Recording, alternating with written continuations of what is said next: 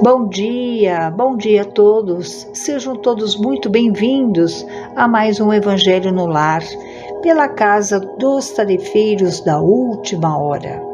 Casa esta de cura e de conscientização, onde você vai encontrar cura através dos centros cirúrgicos, apometria, cromoterapia, desobsessão, desamarra, tratamento da prosperidade.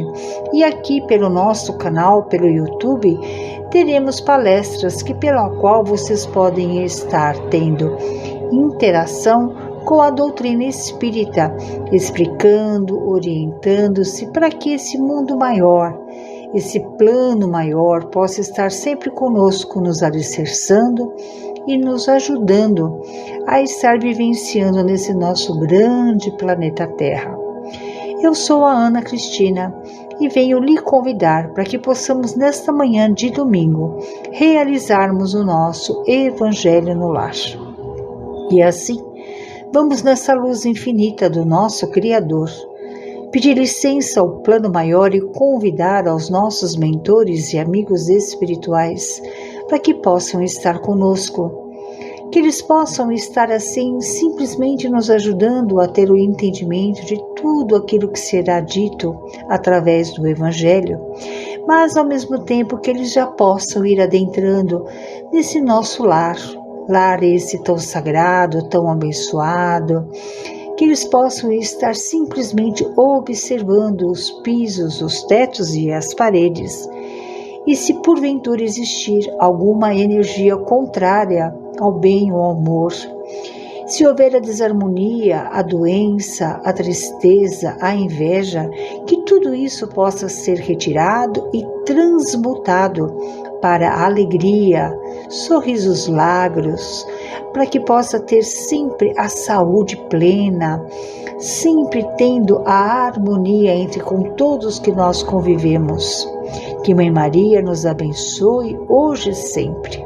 E assim, com a permissão do plano maior, nós vamos dando por aberto mais este Evangelho no dia de hoje.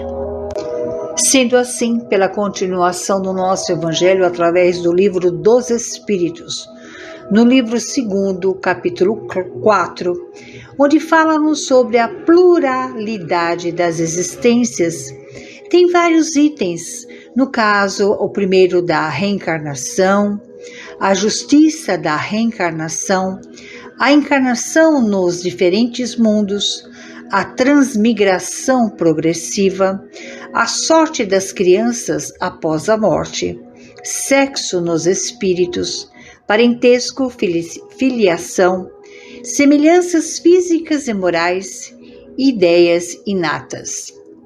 Como também no livro dos Espíritos, no livro 2, no capítulo 5, logo a seguir, também nos fala sobre considerações sobre a pluralidade das existências. Sendo assim, logo que nós falamos sobre a pluralidade das existências, já nos expressa a ideia da reencarnação. No livro A Gênese, no capítulo 1, a partir do parágrafo 32 a 38, Kardec também explica um pouquinho mais sobre a pluralidade das existências e nos fala claramente que, com esta lei, o homem explica todas as aparentes anomalias da vida humana, as diferenças de posição social, as mortes prematuras, que sem a reencarnação tornariam inúteis a alma, as existências breves, a desigualdade de aptidões intelectuais e morais, pela ancianidade do espírito que, mais ou menos, aprendeu e progrediu e traz nascendo o que adquiriu em suas existências anteriores.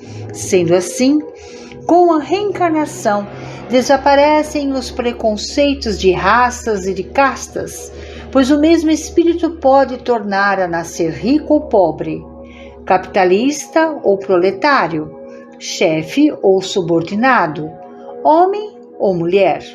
Se, pois, a reencarnação funda numa lei da natureza o princípio universal, também funda na mesma lei a da igualdade dos direitos sociais e, por consequente, o da liberdade. Sendo assim, vamos analisar. A ideia da reencarnação não é recente, nem foi inventada pelo Espiritismo. Trata-se, na verdade, de uma crença muito antiga cuja origem se perde no tempo. A ideia da transmigração das almas formava, pois, uma crença vulgar, aceita pelos homens mais eminentes. De que modo as adquiriram? Por uma revelação ou por uma intuição? Ignoramo-nos. Seja, porém, como for, o que não se pode ter em dúvida é que uma ideia não atravessa séculos e séculos, nem consegue impor-se à inteligência no qual se não estiver algo de sério. Assim, a ancianidade dessa doutrina, em vez de ser uma objeção, seria a prova a seu favor.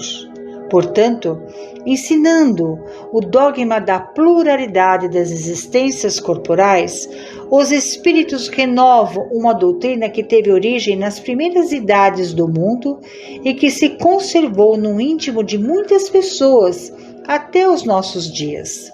Simplesmente, eles a apresentam de um ponto de vista mais racional, mas acorde com as leis do progresso da natureza e mais da conformidade com a sabedoria do Criador, despindo-a de todos os acessórios da superstição. Em resposta dada pelos espíritos superiores a Kardec, encontramos na questão 171 do Livro dos Espíritos a afirmação de que a ideia da reencarnação está fundada na justiça de Deus e na revelação, visto que todos os espíritos tendem para a perfeição, e Deus lhe faculta os meios de alcançá-la, proporcionando-lhes aprovações da vida corporal. Sua justiça, porém, lhes concede realizar em novas existências o que não puderam fazer ou concluir numa primeira prova. Não obraria Deus em iniquidade, nem de acordo com a sua bondade, se condenasse para sempre os que talvez hajam encontrado, oriundos do próprio meio onde foram colocados, e alheios à vontade que o animava, obstáculos ao seu melhoramento? Se a sorte do homem se fixasse irrevogavelmente depois da morte, não seria uma única a balança em que Deus pesa as ações de todas as criaturas e não haveria imparcialidade no tratamento que todos dispensam? A doutrina da reencarnação, isto é, o que consiste em admitir para o espírito muitas existências sucessivas, é a única que corresponde à ideia que formamos da justiça de Deus. Parece tudo um pouco confuso com referente à reencarnação, como as coisas acontecem, de como a gente vem, na nossa filiação, parentesco, a forma como a gente age, até mesmo com a semelhança física que nós temos com os nossos pais, com algumas pessoas de dentro da nossa família em si. Então vamos fazer algumas perguntas pelo qual eu acredito que todos nós façamos e que a doutrina explica claramente para nós. Se não há reencarnação, não há mais do que uma existência corporal, isso é evidente. Se nossa existência corporal é a única, a alma de cada criatura foi criada por ocasião do nascimento, a menos que admitamos a anterioridade da alma. Mas nesse caso, perguntaríamos o que era a alma antes do nascimento, e se o seu estado não constituiria uma existência sob qualquer forma.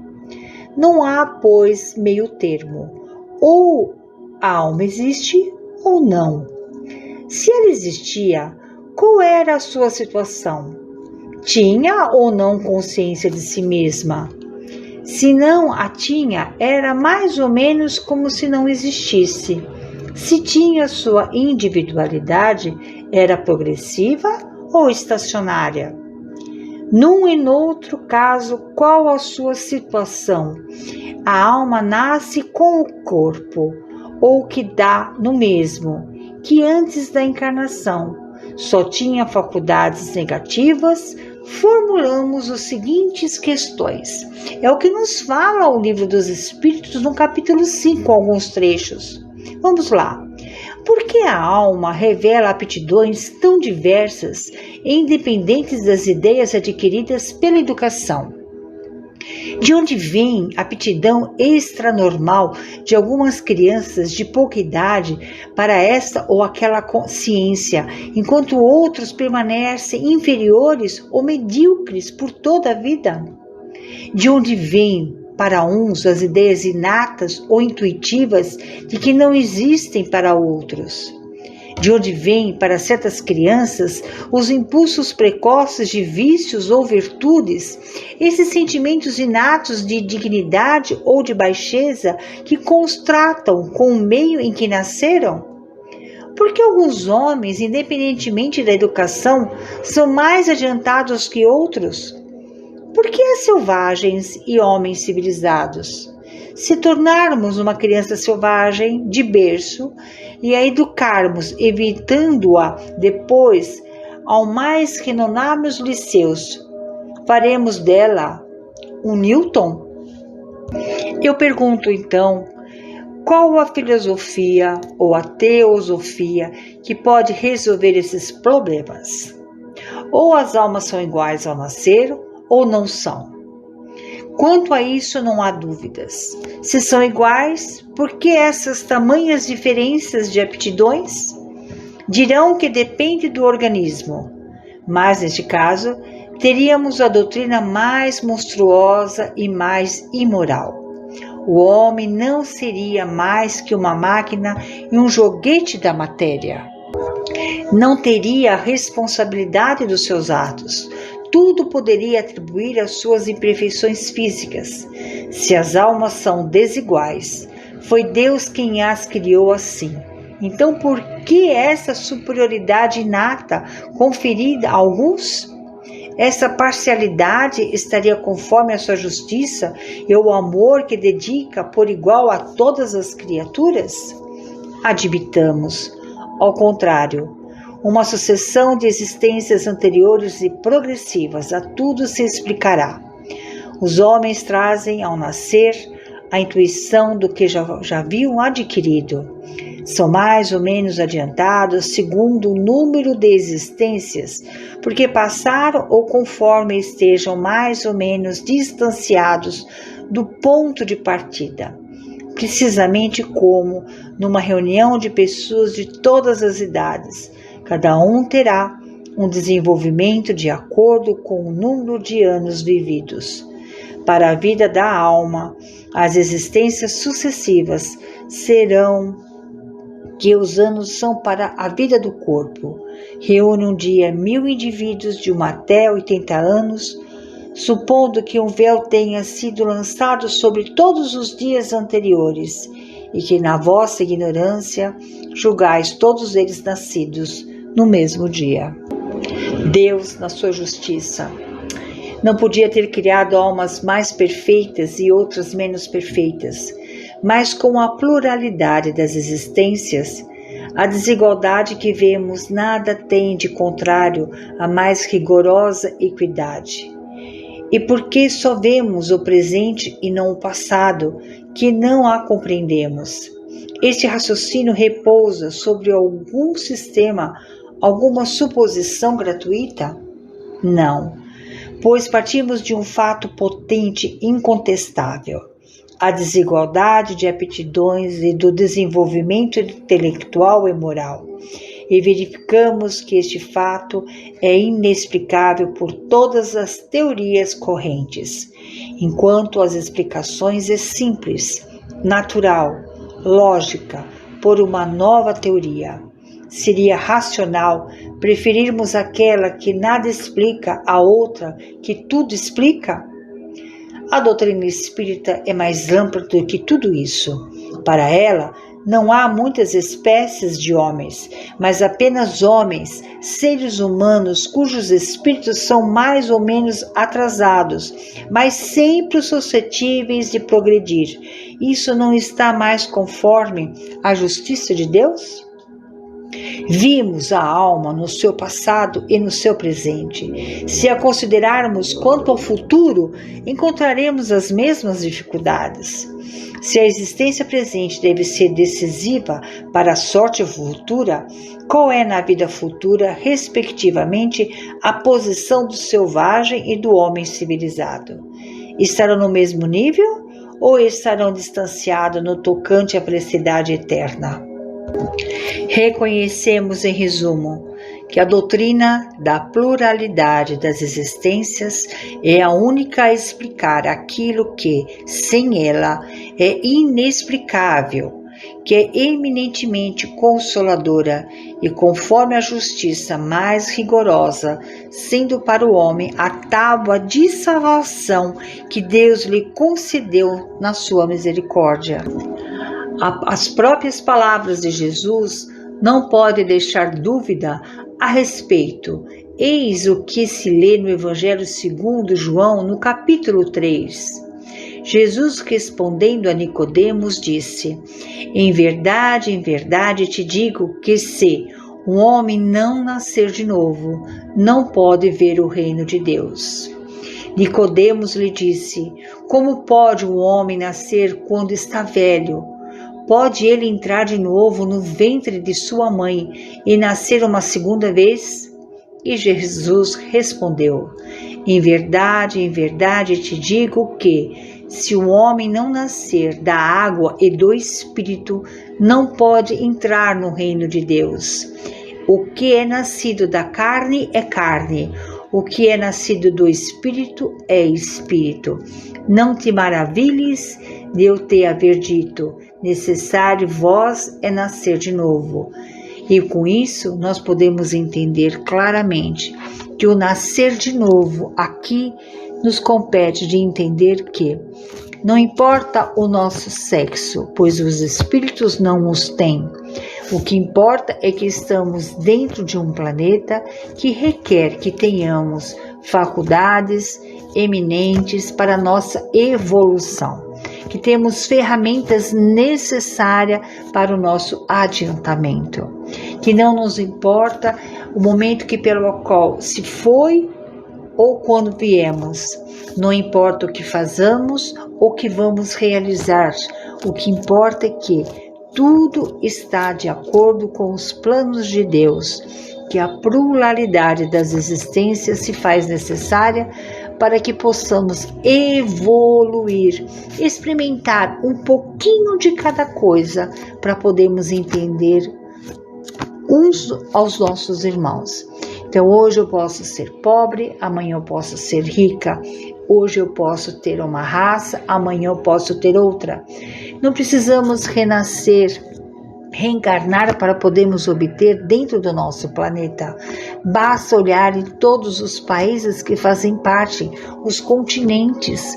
Cada país, cada ser tem a sua individualidade, os seus costumes, a sua forma de falar, de agir, costumes, modos de comer, atitudes que às vezes para nós não nos cai bem, mas que para eles fazem toda a diferença. E eles estão no momento deles, assim como a gente está no nosso momento. É por isso que temos que agradecer todos os dias a oportunidade da nossa reencarnação, pois é através dela que estamos evoluindo, aprendendo, entendendo melhor todos os nossos desígnios vindo pelo Pai. Que o nosso Criador possa nos jogar sempre essa misericórdia divina, que possamos ter sempre doutrinas como a espírita que nos alicerça, nos fortalece e nos ensina que não há nada errado, tudo está certo no seu momento certo. E que possamos pedir a todos os espíritos de luz que possam nos ajudar, nos abençoar nessa semana que vem, que possamos ter a liberdade, a conscientização de harmonização com todos que nos seguem, que nos regem, que estão conosco, como a nossa família, os amigos do trabalho, aos nossos vizinhos, a tantos irmãos e todos aqueles, meu Pai, que porventura ou por outra estejam passando por situações menos desfavorecidas, que eles possam receber um acalento, uma melhora e que eles possam ter sempre a certeza de um futuro melhor. Possamos assim pedir bênçãos para todos aqueles, meu Pai, desse nosso grande planeta, todo este universo imenso, que possamos contar sempre com a Casa dos Tarefeiros, a equipe médica da nossa casa, comandada pelo Dr. Antônio, que vai nos abençoando, trazendo para nós a nossa consciência, a nossa saúde física e mental, abençoando aos tarefeiros, a todos que ali estão e a todos vocês que estão aí nos escutando. E assim pedimos também por esse copo com água, que possa ser colocado nele medicações que nos trazem sempre o refazimento do bem-estar.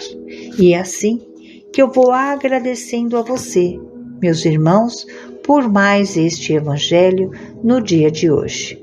Que assim seja, graças a Deus.